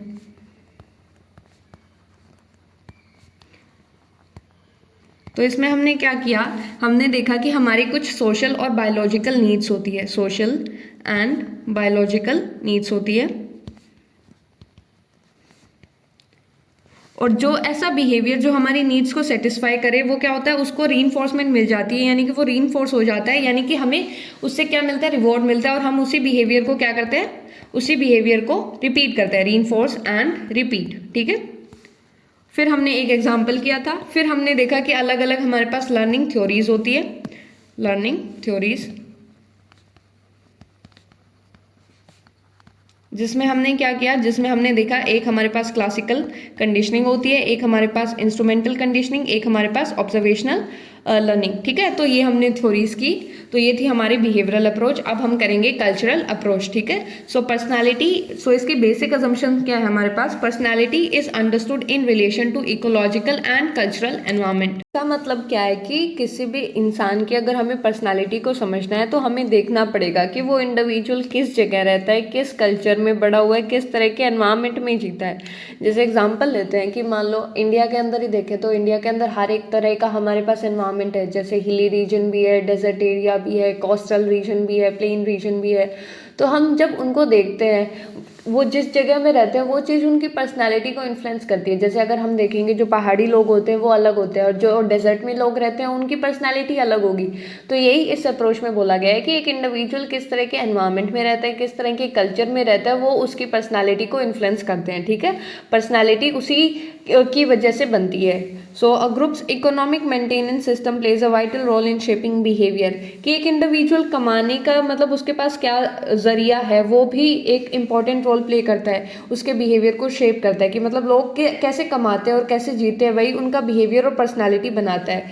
जैसे एग्जांपल लो कि हमारे पास एक हमने लिया फार्मर्स का एग्जांपल, दूसरा हमने लिया बिजनेसमैन का एग्जांपल, तो कमा तो दोनों ही रहे हैं। ठीक है, बट उनकी पर्सनालिटी, उनके बिहेवियर में डिफरेंस होगा। फार्मर्स जो होंगे उनके अंदर थोड़ा पेशेंस होगा, उनके अंदर हार्ड वर्किंग की स्किल्स होगी, क्योंकि उनको खेत में काम करना पड़ता है, उनको वेट करना पड़ता है कि आज हमने फसल बोई है तो 6 महीने बाद में वो हमें उसकी प्रोडक्टिविटी मिलेगी। ठीक है, बट बिजनेस में क्या होता है कि रिस्क टेकिंग बिहेवियर होता है उनका, डिसीजन ओरिएंटेड होता है। तो हमने देखा कि इंडिविजुअल्स किस तरह से कमाते हैं वो उसके क्या करेगा, बिहेवियर को शेप करेगा। ठीक है, उसके बाद हम क्या है हमारे पास कि इकोलॉजिकल एंड कल्चरल फैक्टर्स, यानी कि ऐसे फैक्टर्स जो हमारी क्या है, जो हमारी पर्सनालिटी को इन्फ्लुएंस करेंगे। यानी कि क्लाइमेटिक कंडीशंस किस तरह की हमारे पास क्लाइमेटिक है, यानी कि हमारे पास गर्मी है, ठंड है, बारिश है, किस तरह का मौसम है, वो क्या करता है, वो भी हमारे जो पर्सनालिटी है उसको इन्फ्लुएंस करेगा। नेचर ऑफ टेरेन, मतलब हम किस तरह की एरिया में रहते हैं, जैसे कि हम माउंटेन्स पे रहते हैं, डेजर्ट में रहते हैं, फॉरेस्ट में रहते हैं, प्लेन्स में रहते हैं। ठीक है, अब जैसे एग्जांपल लो कि अगर एक इंडिविजुअल क्या है फॉरेस्ट में रह रहा है तो वो क्या होगा, वो थोड़ा इंडिपेंडेंट होगा, अलर्ट होगा, क्योंकि फॉरेस्ट में रह रहा है तो वहाँ पे अलग अलग एनिमल्स का भी खतरा होगा। उनको पता होगा उनका अपना जो लाइवलीहुड है वो अलग तरह से होगा, उनको लकड़ियाँ वगैरह इकट्ठा करनी होगी, उनको आयुर्वेदा, उनको अलग अलग प्लांट्स, फ्लोरा फोना के बारे में नॉलेज होगी। और जबकि जो बंदा प्लेन में रह रहा है तो वो उसकी क्या होगी, सेटल लाइफ होगा। ठीक है, लाइफ होगी प्लेन, उनका रूटीन होगा। ठीक है, एक पर्टिकुलर, तो उनके अंदर उनकी जो पर्सनालिटी उन चीज़ को इन्फ्लुएंस करेगी। सो अवेलेबिलिटी ऑफ फूड, कि हमारे पास किस तरह का फूड अवेलेबल है, कौन से हमारे पास रिसोर्सेज है। ठीक है, जैसे कि मान लो अगर हमारे पास रिसोर्सेज कम होंगे तो वो क्या बताएगा, वो हमें कॉपरेशंस की, हमें कॉपरेशन की, हमें शेयरिंग की, इस तरह की हमारी जो बिहेवियर है उसको प्रमोट करेगा। यही मान लो हमें अच्छे से फूड मिल रहा है तो हमारा एक रिलैक्स लाइफस्टाइल होगा। तो इसमें क्या होता है, और अगर मान लो बहुत कम फूड की अवेलेबिलिटी है तो वहाँ पे क्या होगा, वहाँ पे कंपटीशन भी हो सकता है। तो इस तरह के जो फैक्टर्स है वो हमारी पर्सनालिटी को इन्फ्लुएंस करते हैं कि हम किस तरह के क्लाइमेटिक कंडीशन में रहें, कि ठंड बारिश कौन से तरह के सीजन, मतलब कौन से तरह के हमारे पास जो क्लाइमेटिक कंडीशन है वो होती है, किस तरह का हमारे पास टेरेन है, कि माउंटेन में है, फॉरेस्ट में, कहाँ पे है, उस तरह वो भी हमें इन्फ्लुएंस करती है। और हमारे पास फूड कैसा अवेलेबल है, तो ये सारी चीज़ हमारी पर्सनालिटी को इन्फ्लुएंस करेगी। और इससे क्या डिटरमाइन होगा कि मान लो हम किस तरह से रहते हैं, तो उससे डिटरमाइन होगा कि इकोनॉमिक एक्टिविटीज़ हमारी कैसी होगी। जैसे कि मान लो हम क्या करते हैं, हम टेरेन एरिया, प्लेन एरिया में रहते हैं। ठीक है, तो उसमें क्या होगा, एक इंडिविजुअल फार्मिंग करेगा या फिर कुछ बिजनेस भी सेटअप कर सकता है। ठीक है, अगर मान लो कोई फॉरेस्ट एरिया में रहता है तो वो क्या करेगा, वो हंटिंग पे फोकस कर सकता है। तो हमारी इकोनॉमिक एक्टिविटीज़ डेराइव होगी। सेटलमेंट पैटर्न्स की, एक इंडिविजुअल सेटल मतलब नोमैटिक है, यानी कि एक जगह से दूसरी जगह घूमता फिरता रहता है, या फिर सेटल्ड है, तो वो भी हमारा डिटरमाइन करता है। और सोशल स्ट्रक्चर, यानी कि हमारे पास किस तरह की फैमिली है। डिवीज़न ऑफ लेबर, यानी कि कौन सा काम कौन करेगा, और हमारे पास मतलब इतने इंडिविजुअल्स है तो ये काम इसका है, ये काम इसका है, तो उसको हम डिवीज़न ऑफ लेबर बोलते हैं। ठीक है, और फिर हमारे पास चाइल्ड रेयरिंग प्रैक्टिसेस, यानी कि बच्चों को कैसे पालना है। ठीक है, नोमैडिक ट्राइब होगी तो वो क्या करेगी, बच्चों को इंडिपेंडेंट बनाना सिखाएगी, क्योंकि उनको इधर से उधर घूमना पड़ेगा। अर्बन जो सोसाइटी होगी वो उनको एजुकेशन देगी, उनको प्रोटेक्शन प्रोवाइड करेगी। So skills, abilities, behavioural styles and value priorities are strongly link to culture, की एक इंडिविजुअल्स की किस तरह की हमारे पास स्किल्स होगी, कैसी एबिलिटीज़ होगी, कैसे वो बिहेवियर शो करेगा, वो उसके कल्चर से लिंक्ड है। कैसे, जैसे मान लो हमारे पास इंडियन और वेस्टर्न कल्चर का हम एग्जाम्पल लेते हैं, ठीक है, इंडियन कल्चर और दूसरा मान लो हमारे पास वेस्टर्न कल्चर। तो इन दोनों, ये दो अलग अलग कल्चर है। अब इन दोनों के अंदर हमारी जो वैल्यूज़ होगी वो भी अलग होगी, हमारे किस तरह की हम किस तरह की स्किल्स को प्रायोरिटी देंगे वो भी अलग होगी। जैसे सपोज करो इंडिया में क्या होता है, हम सिखाते हैं कि हमारा एक कलेक्टिविस्टिक व्यू होता है कि हमें कोऑपरेट करके चलना है, हमें सबको साथ लेके चलना है, इंटरपर्सनल रिलेशंस अच्छे बना के रखने हैं, ठीक है, शेयरिंग करनी है, एडजस्टमेंट सीखना है, रिस्पेक्ट सीखनी है। बट जबकि वेस्टर्न कल्चर में क्या होता है, वहाँ पे इंडिपेंडेंस का क्राइटेरिया होता है कि एक बच्चा एक सर्टेन एज एक्वायर करता है, उसके बाद में उसको खुद कमाने के लिए भेज दिया जाता है। तो इंडिपेंडेंस पे, सेल्फ एक्सप्रेशन पे, इस पे ज़्यादा फोकस होता है, ठीक है। So personality is express through, कि हम पर्सनालिटी को कैसे एक्सप्रेस करते हैं, रिचुअल्स एंड सेरेमनीज की। जैसे मान लो मैरिज, हमारे इंडिया में ही देखें तो मैरिज अलग अलग कल्चर में अलग अलग तरह से होती है, तो वो हमारी पर्सनालिटी को ही रिप्रेजेंट करी है, ठीक है। हमारी अलग अलग तरह की सेरेमनीज होती है कि मान लो कोई हमारी पूजा होती है, कोई सत्यनारायण की पूजा, कोई कौन सी पूजा, तो ये हमारी अलग अलग चीज़ें होती हैं जिससे हमारी पर्सनालिटी क्या हो रही है, एक्सप्रेस हो रही है। हम किस तरह की हमारी रिलीजियस प्रैक्टिसेस है, ठीक है, मतलब कोई फास्ट करता है, कोई प्रेयर करता है, कोई जप करता है, वो भी अलग होती है। आर्ट्स एंड रिक्रिएशन, यानी कि जैसे म्यूजिक में, डांस में, पेंटिंग में, तो इनके अंदर भी तो हमारी पर्सनालिटी दिखती है। और यहाँ लिखा हुआ है गेम्स एंड प्ले, ठीक है, गेम्स एंड प्ले, ठीक है। तो जैसे मान लो फोक प्ले होते हैं, फोक डांस होता है, तो वो भी क्या है, वो भी हमें अलग अलग हमारी पर्सनालिटी के बारे में ही बताते हैं। So personality as adaptation, so personality develops as an adaptation to ecological and cultural demand. तो ये थ्योरी क्या कंसीडर करती है कि इंसान अपनी पर्सनालिटी को एनवायरनमेंट के अकॉर्डिंग एडजस्ट करता है, कि मान लो जिस तरह का उसका एनवायरनमेंट होगा उसी तरह से वो अपनी पर्सनालिटी बनाएगा। अब कहीं पे हार्श एनवायरनमेंट होगा, कि मतलब बहुत रफ एनवायरनमेंट है, तो वहाँ पे एक इंडिविजुअल की स्ट्रॉन्ग और रेजिलियंट पर्सनालिटी बनेगी। और अगर सेफ एनवायरनमेंट होगा तो उसके अकॉर्डिंग उसकी पर्सनालिटी थोड़ी रिलैक्स्ड रहेगी, ठीक है। So different culture promote different personality traits, के अलग अलग कल्चर अलग अलग पर्सनालिटी ट्रेट्स को प्रमोट करते हैं, ठीक है। तो जैसे एग्जांपल दे रखा है एक यहाँ पे बिरहोर ट्राइब का। सो ये क्या होता है, ये एक नोमैडिक हंटिंग गैदरिंग ट्राइब है, कि मतलब एक हंटिंग यानी कि हंट करते हैं, मारते हैं और उन खाना इकट्ठा करते हैं। और नोमैडिक यानी कि एक जगह से दूसरी जगह घूमते रहते हैं, यानी जगह चेंज करते हैं और शिकार करते हैं और जंगल पे डिपेंड होते हैं, ठीक है। तो इनके जो चिल्ड्रन होंगे वो क्या होंगे, इंडिपेंडेंट होंगे, ऑटोनॉमस होंगे, achievement oriented and early freedom prepare them for hunting and gathering. तो इन जो हमारे ट्राइब्स हैं इनके बच्चे कैसे होंगे कि इंडिपेंडेंट, यानी कि अपना काम खुद करेंगे, ऑटोनॉमस अपना डिसीजन खुद लेंगे, अचीवमेंट ओरिएंटेड यानी कि उनको अपना टारगेट अचीव करना होगा। और बच्चा छोटी सी एज में जंगल जाना सीख जाता है इसमें, तो ठीक है, वो इंडिपेंडेंट होता है, थोड़ी उनको फ्रीडम ज़्यादा दी जाती है क्योंकि उनको सबको काम सिखाना है। तो ये हमारा क्या हो गया, बिरहोर ट्राइब का। अब ऐसे मान लो एग्रीकल्चरल जो सोसाइटीज़ होती है तो उसमें क्या सिखाते हैं बच्चों को, ओबीडियंस टू एल्डर्स, कि हमें जो बड़े बूढ़े हैं उनका क्या करना है, ओबीडियंस करना है। नर्चरेंस सिखाते हैं, ठीक है, नर्चरेंस यानी कि केयर एंड प्रोटेक्शन, रिस्पॉन्सिबिलिटी, काम की जिम्मेदारी देते हैं। And due to different economic pursuits personality pattern differ across culture, की अलग अलग हमारे काम होते हैं, अलग अलग हमारी इकोनॉमिक एक्टिविटी होती है, उसके कारण हमारे पर्सनालिटी जो ट्रेट्स होते हैं वो भी अलग अलग होते हैं, ठीक है। तो ये हमने अभी तक कर लिया। तो अब हम एक बार इसको रिवाइज करते हैं कि हमने किया क्या है, क्योंकि रिविज़न हमारी सबसे इम्पॉर्टेंट है। सो रिविज़न, तो हम कर क्या रहे हैं, हम कर रहे हैं कल्चरल अप्रोच, कल्चरल। तो इसमें सबसे पहले हमने कुछ बेसिक अजम्पशंस की थी, बेसिक अजम्पशंस, जिसमें हमने क्या किया था, जिसमें हमने देखा कि जो पर्सनालिटी है उसको हम कैसे समझते हैं, हमारा किस तरह का इकोलॉजिकल और कल्चरल एनवायरनमेंट है उसके बेसिस पे समझते हैं। इकोलॉजिकल एंड कल्चरल एनवायरनमेंट के रिलेशन में हम हमारी पर्सनालिटी को समझते हैं, ठीक है। तो ये हमने किया। फिर हमने देखा कि एक इंडिविजुअल की जो इकोनॉमिक मेंटेनेंस सिस्टम होता है, इकोनॉमिक मेंटेनेंस सिस्टम होता है, वो हमारे बिहेवियर को शेप करता है, कि एक इंडिविजुअल्स कमाने के लिए क्या क्या करता है वो हमारे बिहेवियर को इन्फ्लुएंस करेगा। तो इसमें हमारे पास कुछ फैक्टर्स दिए गए थे, तो वो फैक्टर्स देख लेते हैं हम। कुछ हमारे पास फैक्टर्स थे, तो फैक्टर्स में हमारे पास क्या था, जैसे हमारी क्लाइमेटिक कंडीशन, क्लाइमेटिक कंडीशन होगी। दूसरा नेचर ऑफ टेरेन, मतलब हम किस तरह की जगह में रहते हैं, कि फॉरेस्ट में, डेजर्ट में, माउंटेन्स पे, स्नोई एरिया में। So nature of terrain. फिर एक हमने किया कि अवेलेबिलिटी ऑफ फूड। तो ये हमने कुछ फैक्टर्स किए थे और इन्हीं के कारण क्या डिटरमाइन होता है, तो हमने उसके अंदर भी कुछ फैक्टर्स देखे थे, जैसे कि हमारी इकोनॉमिक एक्टिविटीज़ किस तरह की होगी, ठीक है, इकोनॉमिक एक्टिविटीज़ किस तरह की होगी, हमारे सेटलमेंट पैटर्न्स किस तरह के होंगे, हमारा सोशल स्ट्रक्चर किस तरह का होगा, हमारा डिवीज़न ऑफ लेबर देखा कि कौन क्या काम करेगा। जैसे अब मान लो अलग अलग होता है कि अगर मेल ओरिएंटेड सोसाइटी है जिसमें मेल को ज़्यादा एम्फेसिस दिया जाता है तो मेल वो कमाने वाला काम करता है, ठीक है, अभी भी ये माइंडसेट है, ठीक है। तो अभी तो इक्वालिटी बढ़ रही है कि मतलब दोनों इंडिविजुअल्स काम कर रहे हैं, बट डिवीजन ऑफ लेबर तो फिर भी होता है। चाइल्ड रियरिंग प्रैक्टिसेस किस तरह की होगी, पर्सनालिटी और कल्चर का क्या इन्फ्लुएंस होता है, और हमारे जो कल्चर होता है उसका इन्फ्लुएंस बहुत ज़्यादा होता है कि एक इंडिविजुअल किस तरह की स्किल्स, किस तरह की एबिलिटीज़, किस तरह की वैल्यूज़ को एक्वायर करेगा।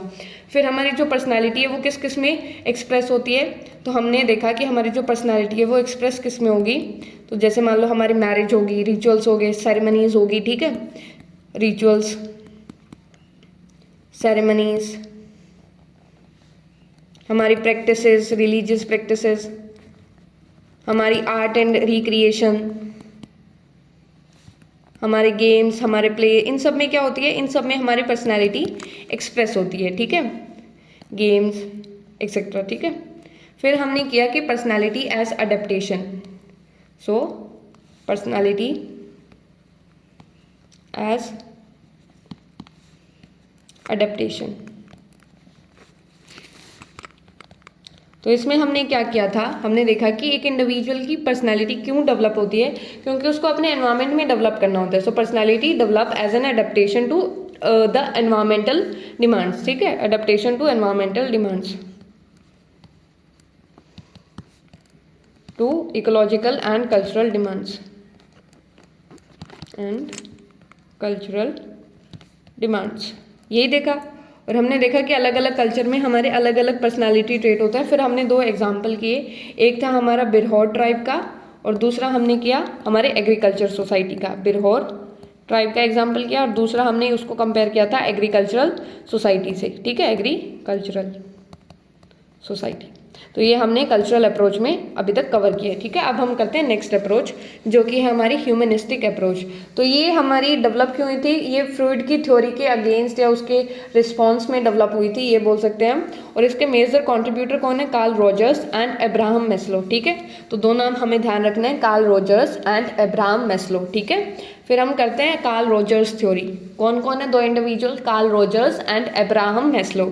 सो इसमें जो कोर आइडियाज़ क्या है कि उनका जो सेंट्रल कंसेप्ट था वो था fully functioning person, or the motivating force is fulfillment and human have an inborn tendency towards self actualization। तो इन्होंने क्या इसमें क्या बोल रखा है कि फुली फंक्शनिंग पर्सन के बारे में बता रखा है। तो फुली फंक्शनिंग पर्सन कौन होता है कि मतलब ये समझो एक इंडिविजुअल है जो अपना जो सारे फंक्शंस है वो सारे कर पा रहे हैं, मतलब नाम तो यही सजेस्ट कर रहा है, बट असल में क्या होता है कि जो इंडिविजुअल्स खुद को समझता है, अपनी पोटेंशियल को समझता है, अपनी पोटेंशियल को अच्छे से यूज़ करता है, ओपन माइंडेड होता है, कॉन्फिडेंट होता है, अपनी स्ट्रेंथ्स को समझता है, मिस्टेक से सीखता है, प्रेशर में भी खुद पर भरोसा रखता है। तो इस तरह की जो क्वालिटीज़ होती है वो एक फुली फंक्शनिंग पर्सन की होती है।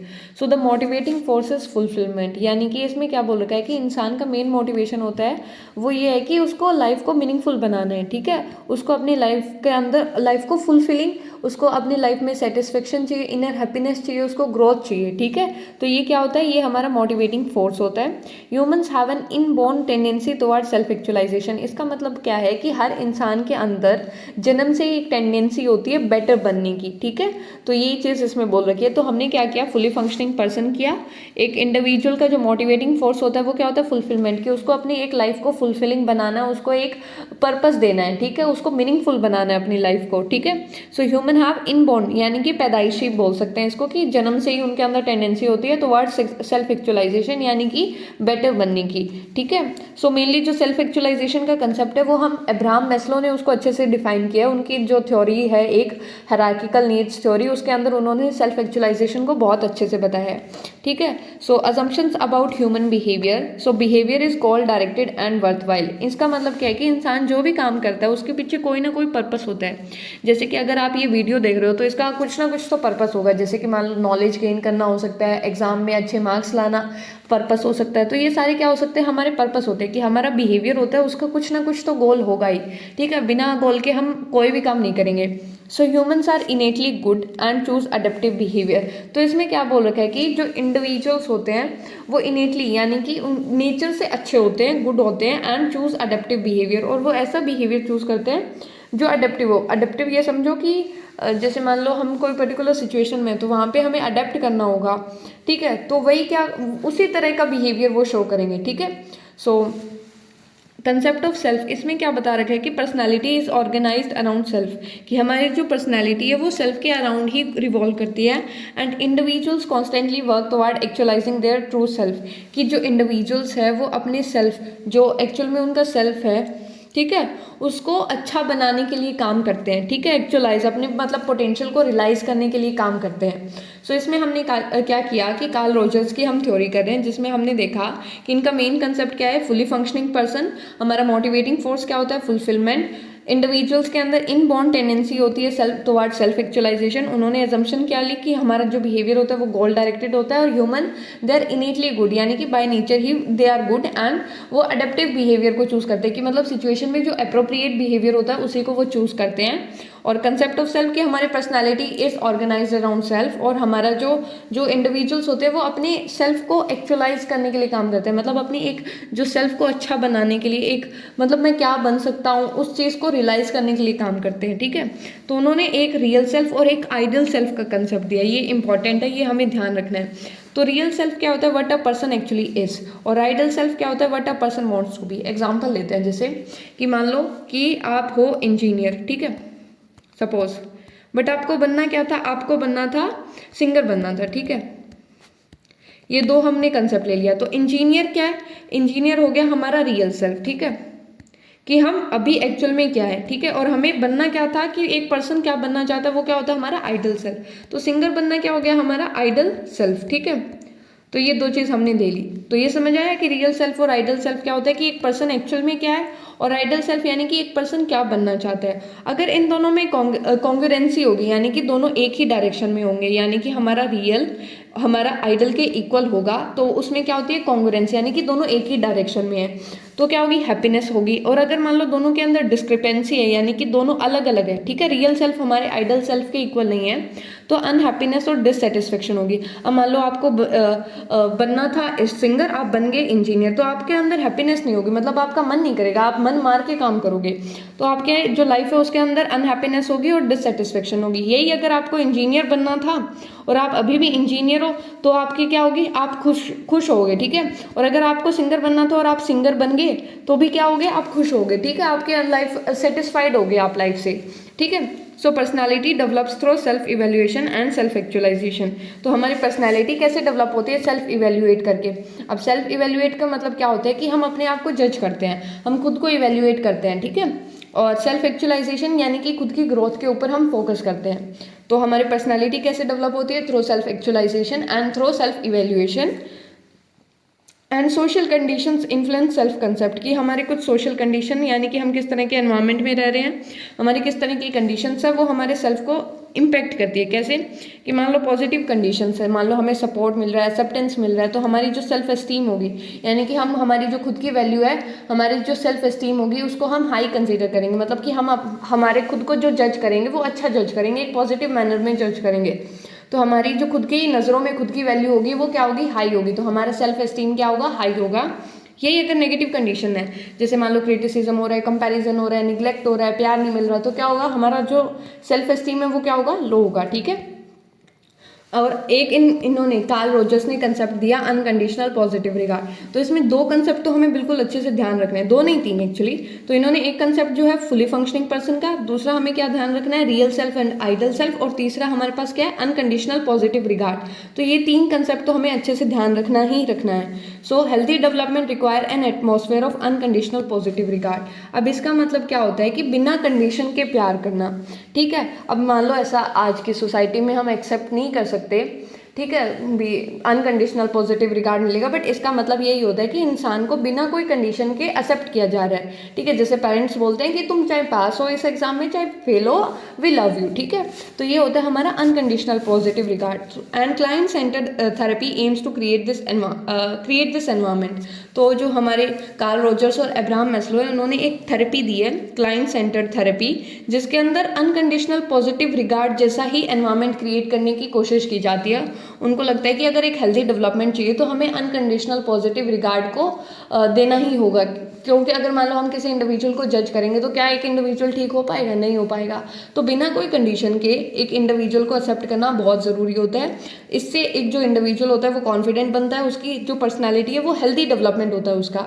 ठीक है, तो एक बार हमने कार्ल रॉजर्स का जो किया उसको एक बार रिवाइंड करते हैं कि हमने किया क्या है। सो हम ह्यूमनिस्टिक अप्रोच कर रहे हैं, जिसमें हमने देखा कि हमारे पास दो मेन कॉन्ट्रीब्यूटर्स है, पहला कार्ल रॉजर्स, दूसरा अब्राहम मैस्लो। ठीक है, कार्ल रॉजर्स में हमने क्या किया, उन्होंने जो मेन कंसेप्ट दिया वो फुली फंक्शनिंग पर्सन का दिया।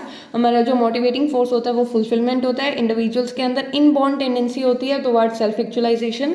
हमारा जो बिहेवियर होता है गोल डायरेक्टेड होता है। ठीक है, कॉन्सेप्ट ऑफ सेल्फ में क्या दिया कि हमारी personality is organised around self. और फिर हमने किया रियल सेल्फ और आइडल सेल्फ, कि रियल यानी कि जो हम एक्चुअल में है, आइडल यानी कि एक पर्सन क्या बनना चाहता है। इन दोनों के अंदर कॉन्ग्रुएंसी होगी तो हैप्पीनेस होगी, डिस्क्रिपेंसी यानी दोनों अलग अलग होगी तो अनहैप्पीनेस और डिससेटिस्फेक्शन होगी।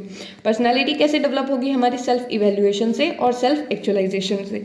And social condition influence self concept, जैसे अगर पॉजिटिव कंडीशन मिलेगी तो high self esteem, negative condition तो लो सेल्फ एस्टीम। फिर हमारा आता है कंसेप्ट अनकंडीशनल पॉजिटिव रिगार्ड, यानी बिना किसी कंडीशन के इंडिविजुअल को लव, केयर, अफेक्शन और एक्सेप्ट करना। ठीक है, तो ये हमारा अनकंडीशनल पॉजिटिव रिगार्ड होता है। अब है Abraham Maslow's theory. So view of human nature, Maslow held N optimistic and positive view of human beings. वो ये कंसिडर, मतलब वो पॉजिटिव साइड पे ज़्यादा फोकस करते हैं।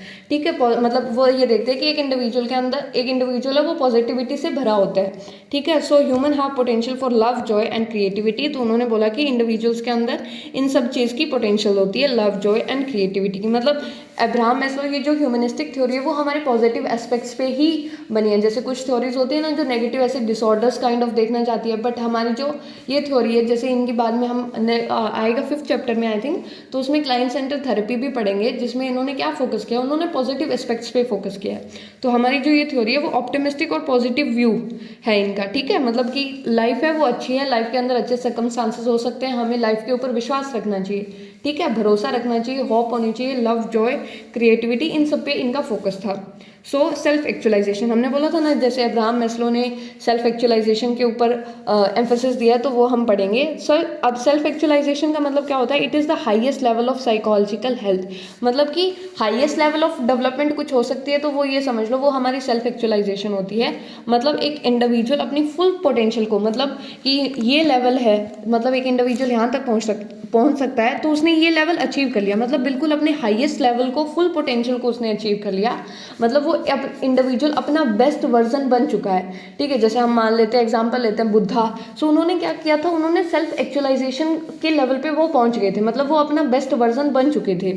सो ये होता है हमारा self actualisation. And humans are free to shape their life and fulfil their potential, कि इंडिविजुअल्स जो होते हैं वो फ्री होते हैं, अपनी लाइफ को शेप करते हैं, अपनी पोटेंशियल को रियलाइज करते हैं। ठीक है, सो उन्होंने एक कंसेप्ट दिया था हायरार्की ऑफ नीड्स। तो उन्होंने बताया, उन्होंने 5 तरह की नीड्स बताई। ये हमने लास्ट हमारी जो क्लास 11 थी उसमें भी था, जैसे इसमें हमने एक ट्रायंगल बनाया था, तो ऐसे 5 तरह की नीड्स थी हमारे पास। ठीक है, तो यहाँ पे सबसे नीचे आती है हमारे बेस पे बायोलॉजिकल, फिर हमारी सिक्योरिटी नीड्स, फिर बिलोंगिंगनेस नीड, इसको हम सेफ्टी नीड्स भी बोल सकते हैं। ठीक है, और ये सेल्फ एस्टीम और सेल्फ एक्चुअलाइजेशन। अब बायोलॉजिकल नीड्स का मतलब क्या होता है कि जैसे हमें भूख प्यास लगती है, अब मान लो हमारे पास कुछ नहीं है, तो सबसे पहले हमें कोई पूछे कि आपको क्या चाहिए, तो हम हमारे बेसिक जिससे हम जिंदा रह पाए हम वही चूज़ करेंगे, कि जैसे खाना पानी ये चूज़ करेंगे, तो वो हमारा किस में आएगा, वो हमारा बायोलॉजिकल नीड्स में आएगा। फिर आता है सिक्योरिटी, कि हमें सेफ्टी चाहिए उसके बाद में। ठीक है, एक बार हमें क्या मिल गया, खाना पीना मिल गया, उसके बाद हम चाहते हैं कि हम सेफ रहे, तो दूसरी हमारी क्या आती है, सेफ्टी नीड्स। उसके बाद में क्या आती है, बिलोंगिंगनेस, की हमारे दूसरों के साथ में अच्छे रिलेशंस हो। ठीक है, उसके बाद में सेल्फ एस्टीम। सेल्फ एस्टीम का मतलब कि हमारी सोसाइटी के अंदर रिस्पेक्ट हो, हमारी वैल्यू हो। फिर आता है सेल्फ एक्चुअलाइजेशन, यानी कि हम बिल्कुल अपने हाईएस्ट पोटेंशियल पे पहुंच जाए। ठीक है, सो अगर मान लो एक इंडिविजुअल के अंदर सिर्फ सर्वाइवल नीड्स है, यानी कि हमारी ये 3 नीड्स हैं, बाकी ये 2 नीड्स नहीं है, तो वो एक इंडिविजुअल को एनिमल की तरह बना देती है। जैसे हमने कोई देखा होगा, शेर, चीता, वो देखा होगा, तो वो क्या करते हैं, वो अपना बस बायोलॉजिकल नीड्स पूरी करते हैं। हमने कभी ये देखा है कि एक कोई शेर, चीता है, वो अपनी वैल्यू बता रहा है या फिर वो सेल्फ एक्चुअलाइजेशन पे पहुंच गया? ऐसा कुछ नहीं होता। कि नॉर्मल उसको क्या चाहिए, मेरा खाना पीना पूरा हो जाए, मेरी जो फैमिली है, मतलब जो शेर होता है वो मेरी फैमिली को कोई नुकसान ना पहुंचाए, मैं सेफ रहूँ, यही नीड्स होती है। अगर मान लो एक ह्यूमन के अंदर भी सिर्फ इतनी ही नीड्स रहेगी तो वो उसको एक एनिमल ही बना देगी। फिर डिफरेंशिएट क्या होगा कि एक जानवर में और एक इंसान में फ़र्क क्या होगा? तो एक इंडिविजुअल के अंदर हायर नीड्स यानी कि सेल्फ एस्टीम और सेल्फ एक्चुअलाइजेशन की नीड्स होना भी बहुत ज़रूरी है। So the true journey of life begins with self esteem and self actualisation की एक इंडिविजुअल की जो ट्रू लाइफ जर्नी होती है वो किससे ही मतलब किसके कारण होती है? वो एक सेल्फ एस्टीम का जो कंसेप्ट है और जो हमारा सेल्फ एक्चुअलाइजेशन के कारण होती है कि एक इंडिविजुअल चाहता है मेरी सोसाइटी में रिस्पेक्ट हो, वर्थ हो, है ना, मतलब लोग मेरे को अप्रिशिएट करें, मैं अपना बेस्ट वर्जन बनूं। तो सेल्फ एक्चुअलाइजेशन हमने क्या किया कि एक इंडिविजुअल अपनी बिल्कुल highest level of potential achieve कर लेता है, अपना बेस्ट वर्जन बन जाता है। ठीक है। सो कैरेक्टरिस्टिक्स ऑफ हेल्दी पर्सन में क्या आएगा कि जो इंडिविजुअल्स होते हैं वो क्या होते हैं, वो अपने जो खुद के बारे में और अपनी फीलिंग्स के बारे में अवेयर होते हैं। They accept the responsibility of for their life, इसमें समझाने का तो कुछ है नहीं। Have the courage to be themselves and live in here and now, मतलब कि प्रेजेंट में जीते हैं। ठीक है, ये नहीं है कि पास्ट में अटके हुए हैं, तो ऐसा कुछ नहीं होता है। And not trapped in past और एंशियस अबाउट द फ्यूचर, कि ना वो इतना पास्ट के बारे में सोचते हैं, ना वो फ्यूचर के बारे में सोच के परेशान होते हैं, ना वो पास्ट में ही अटके रहते हैं। तो वो क्या होता है कि वो प्रेजेंट में जो चीज़ चल रही है उसको जीते हैं। ठीक है, तो प्रेजेंट में उनको रहना पसंद होता है। तो ये एक हेल्दी पर्सन की क्या होती है, करेक्टरिस्टिक्स। तो हमने क्या किया कि वो खुद के बारे में और अपनी फीलिंग्स के बारे में अवेयर होते हैं। दूसरा क्या किया कि वो रिस्पॉन्सिबिलिटी लेते हैं। तीसरा उनके अंदर खुद मतलब उनके रियल सेल्फ बन के जीते हैं वो। ठीक है, मतलब उनको they have the courage to be themself and live in present and they are not trapped in past and anxious about the future. तो हम रिवाइज करते हैं कि हमने क्या किया। रिवाइज, तो हम क्या कर रहे हैं, हम ह्यूमनिस्टिक अप्रोच कर रहे हैं, है ना, ह्यूमनिस्टिक अप्रोच। तो इसमें हमने दो इंडिविजुअल्स का नाम किया था जो दो मेन कॉन्ट्रीब्यूटर्स है इसमें। एक क्या है, हमारे अब्राहम मैस्लो, और दूसरा हमने क्या देखा, दूसरा हमने किया कार्ल रोजर्स। तो ये दो इंडिविजुअल्स किए। तो इसमें हमने कार्ल रोजर्स की थ्योरी में क्या किया, कार्ल रोजर्स, तो मेन कंसेप्ट लिखेंगे हम यहाँ पे। ठीक है, कार्ल रोजर्स, तो उन्होंने एक कंसेप्ट दिया फुली फंक्शनिंग इंडिविजुअल का, फुली फंक्शनिंग पर्सन बोल सकते हैं, फुली फंक्शनिंग पर्सन। और उन्होंने बोला कि जो इंडिविजुअल्स के अंदर मोटिवेटिंग फोर्स होता है वो क्या होता है, फुलफिलमेंट का होता है। और इंडिविजुअल के अंदर एक इनबॉर्न टेंडेंसी होती है टुवर्ड्स सेल्फ एक्चुअलाइजेशन। ठीक है, ये क्या, inborn tendency towards self actualisation. फिर हमने ह्यूमन बिहेवियर के बारे में कुछ अजम्पशंस की थी। अजम्पशन में हमने क्या देखा कि जो ह्यूमन का बिहेवियर होता है वो गोल डायरेक्टेड होता है एंड वर्थवाइल, गोल डायरेक्टेड होता है। ठीक है, ह्यूमन का बिहेवियर लिख देते हैं यहाँ पे। तो हमारा बिहेवियर क्या होता है, गोल डायरेक्टेड। फिर उसके बाद में हमने कंसेप्ट ऑफ सेल्फ किया जिसमें हमने देखा कि एक हमारे पास रियल सेल्फ होता है, एक हमारे पास आइडल सेल्फ होता है। एक रियल सेल्फ, रियल यानी कि हम इन रियल में क्या है, और आइडल यानी कि हम कैसा बनना चाहते हैं। तो ये दो चीज़ की हमने। और अगर मान लो ये दोनों में क्या हो, ये दोनों एक ही डायरेक्शन में हो, यानी कि दोनों के बीच में कॉन्ग्रुएंसी हो, तो हमारी लाइफ में हैप्पीनेस होगी। और अगर इनके अंदर डिस्क्रिपेंसी होगी तो क्या होगी, अनहैप्पीनेस एंड डिससेटिस्फेक्शन। तो रियल सेल्फ क्या होता है कि एक पर्सन एक्चुअल में क्या है, ठीक है, एक्चुअल में क्या है। और आइडल सेल्फ क्या होता है कि क्या चाहता है, कि वॉन्ट्स टू बी, क्या बनना चाहता है। ठीक है, तो इन दोनों के अंदर अगर कॉन्ग्रुएंसी होगी तो हैप्पीनेस, डिस्क्रिपेंसी होगी तो अनहैप्पीनेस। और हमारे जो पर्सनालिटी डेवलपमेंट है वो कैसे होती है, पर्सनालिटी डेवलपमेंट कैसे होती है, सेल्फ इवेल्युएशन से और सेल्फ एक्चुअलाइजेशन से, self evaluation and self actualisation. और एक हमने इसके अंदर बहुत इंपॉर्टेंट कंसेप्ट किया जो क्या होता है, unconditional positive regard, unconditional positive regard, यानी कि बिना कोई कंडीशन के एक इंडिविजुअल को एक्सेप्ट करना। ठीक है, तो ये हमने कार्ल रोजर्स का किया। फिर हमने क्या देखा, फिर हमने अब्राहम मैस्लो की थ्योरी की। ठीक है, अब्राहम मैस्लो, तो इसमें हमने क्या किया, तो हमने देखा कि he held a optimistic and positive view of human beings. ठीक है, तो इनका व्यू कैसा था, optimistic and positive, optimistic and positive. और हमने देखा कि ही सेड कि humans have potential for Joy, love, creativity, और उन्होंने जो मेन एम्फेसिस दिया वो किस पे दिया, सेल्फ एक्चुअलाइजेशन पे दिया, कि एक इंडिविजुअल अपनी हाईएस्ट लेवल ऑफ पोटेंशियल को अचीव कर सकता है, उसके अंदर एबिलिटी होती है अपना बेस्ट वर्जन बनने की। फिर एक हमने इसमें देखा कि हायरार्की ऑफ नीड्स, ठीक है, एक सेकेंड,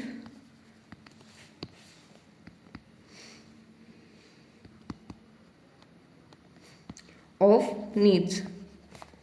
तो इसमें हमने क्या देखा कि उन्होंने बताया कि इंडिविजुअल्स के अंदर सर्वाइवल नीड्स होती है, और दूसरा उन्होंने बताया सर्वाइवल नीड्स होती है, दूसरा उन्होंने बताया कि उनके अंदर हायर नीड्स होती है। सर्वाइवल नीड्स में हमने क्या देखा, सर्वाइवल नीड्स में हमने देखा बायोलॉजिकल,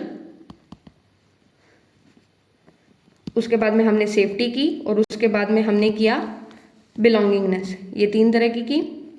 और हमने हायर नीड्स में क्या किया, self esteem and self actualisation, कि अगर मान लो एक इंडिविजुअल के अंदर सिर्फ सर्वाइवल नीड्स होगी तो क्या होगा, वो उसको एनिमल के इक्वल बना देगा, ठीक है। बट एक इंडिविजुअल के अंदर अगर सेल्फ एस्टीम भी होगा और सेल्फ एक्चुअलाइजेशन होगा तो उसकी जो लाइफ का मेन पर्पस फुलफिल होगा, ठीक है। तो ये हमने ह्यूमनिस्टिक अप्रोच में किया।